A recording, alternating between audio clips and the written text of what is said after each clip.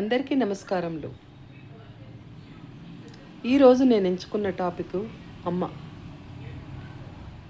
అమ్మ గురించి కొత్తగా నేను చెప్పాల్సింది ఏమీ లేదు. అందరికీ ప్రపంచమే అమ్మ. కానీ ఈ రోజుల్లో చాలా వరకు మదర్స్ డే రోజు మాత్రమే గుర్తొచ్చే అమ్మ అనే వస్తువు అయిపోయింది. ఆ రోజు అమ్మ దగ్గరికి రావడము, కేక్ కట్ చేయించడము, ఫొటోస్ తీసుకోవడము, వెళ్ళిపోవడము, అంతవరకే పరిమితం అయిపోయింది. అలాగని అందరూ అట్లా ఉన్నారని నేను అనుకోను. మాతృమూర్తులకు సేవ చేసే కొడుకులు, కూతుళ్ళు చాలామంది ఉన్నారు.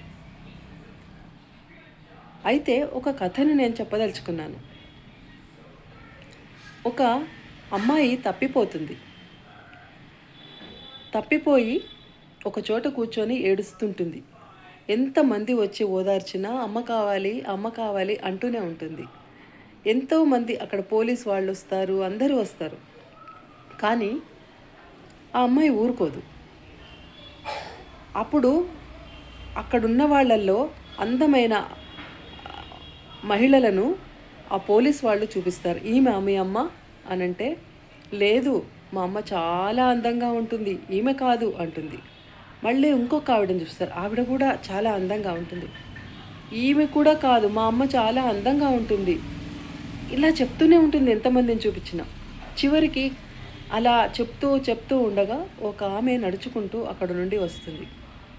ఆవిడ చూడ్డానికి అందం గురించి కామెంట్ చేయకూడదు, కానీ కళాహీనంగా జుట్టు అంతా పెడుసుబారిపోయి ముఖంలో కూడా ఒక రకమైన అనాకార తత్వంతో ఉంటుంది. ఆవిడని చూడగానే ఈ అమ్మాయి పరిగెత్తుకొని వెళ్ళి అమ్మా అంటుంది. అప్పుడు ఈమె మీ అమ్మ అంటే, అవును ఈమె మా అమ్మ, చూడు మా అమ్మ ఎంత బాగుంది అని ఆ తల్లిని ముద్దు పెట్టుకుంటుంది. ఆ తల్లి కూడా కూతుర్ని ముద్దు పెట్టుకుంటుంది.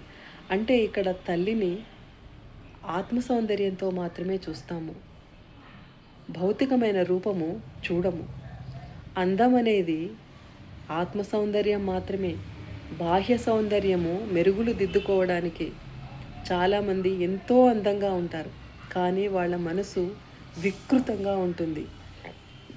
ఆ వికృతమైన మనస్తత్వాన్ని చూస్తే వాళ్ళ ముఖంలో అందం కనిపించదు.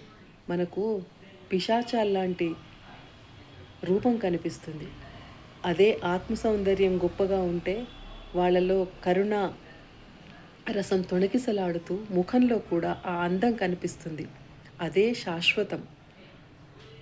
అందుకే శంకరాచార్యుల వారు సౌందర్య లహరి రాశారు అమ్మవారి సౌందర్యం గురించి. సౌందర్యం అంటే భౌతికమైనది కాదు, ఆత్మ సౌందర్యం. ధన్యవాదములు.